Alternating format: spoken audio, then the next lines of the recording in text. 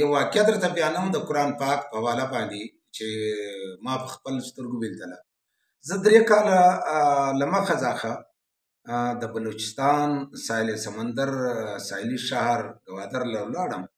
هلته په یو تعلیمي درسګاه کې په یو غټ سکول کې ما ویزټ کاوه. هغه سکول مکاتۍ ماسپښین ټایم وی. نو په سکول کې یو بل علما او استادان را سره ناست ول.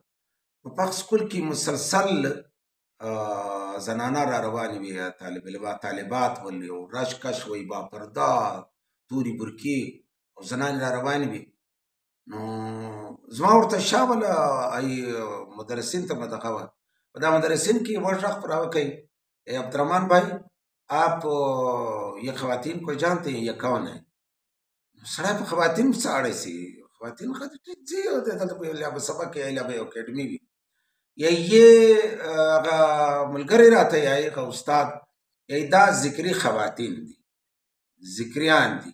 ذکریان په دا مکران کې یو مذهبي طبقه ده چې هغه له دې نه څخه ډېره چپه سوې ده. دا بیا ځان ته یو تفصیل دی چې ذکریان څوک دي، د دوی عقاید څوک دي. خو بهرحال له اسلامه څخه ډېر چپ دي، خو بیا هم له قرآن سره دونې محبت کوي چې د خپل ذکر لپاره د دوی په محفلو کې چې کېږي د قرآن پاک تلاوت دوی کوي. نو چې دوی ول دا ذکري خواتین دي، ما ول چې بیا چیچل راغلي دي دلته د قرآن پاک تعلیم حاصلې به قرآن مجید ناظره دوی یای.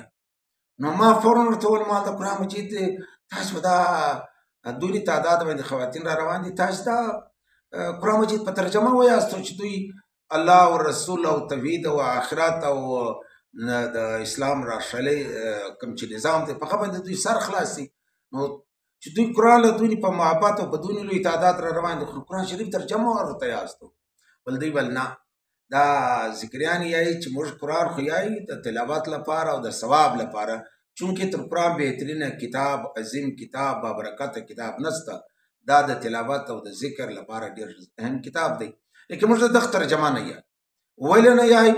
یا دا ذکري ملایان چې دوی ته ویلي دي، هغه دا ویل چې دا د قرآن مجید ترجمه چې زموږ یو لوی ملاجي وي، د دوی مرشد وسمره، پیغمبر وسمره، نعوذ بالله له مذهبي پیشوا چې د قرآن پاک اصلي ترجمه زموږ ملاجي کړې وه، خو اوس هغه ترجمه چې ده هغه دریا برس بله، هغه ورکس بله، هغه اوس ګم شده ده، نه پیدا کېږي، ناپیده ده. نو لہذا دا د مسلمانانو مفسرین مترجمین چې کوم قرآن مجید ترجمه کړې ده دغه ناقابل اعتبار ده، دا غلطه ده. دوی به د گوادر د بلوچستان په ژبه کې راته ویل یہ غلط ہے، ان کا ترجمه جو ملاؤں نے مسلمانوں نے کیا یہ غلط ہے. نو سړی ښه و یو خواته له قرآن مجید سره دونې محبت چې په دونې لوی تعداد څپه کوي، او بله خواته ترجمه نه یایي.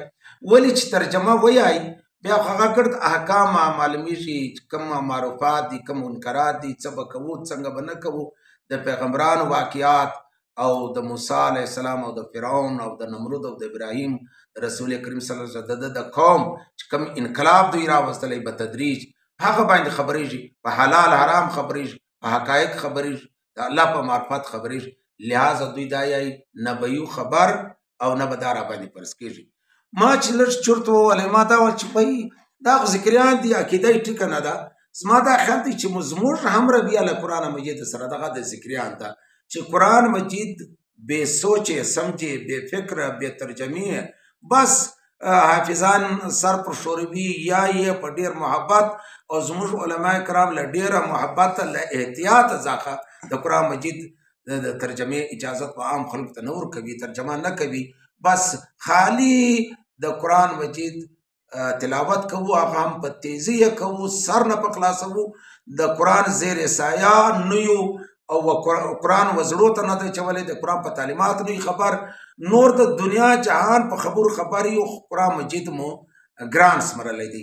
حالانکه قرآن پاک په خپله الله رب العالمین په کلام پاک کې چې دا اسانه کتاب دی، تاسو د کتاب تلاوت وکاستو، په ترتیل یې وکاستو او په دغه سر خلاص کو، او آیا تاسې تدبر نه کوئ او که ستاسو په زړو باندې کلپان دي؟ بس دغه خبره ده.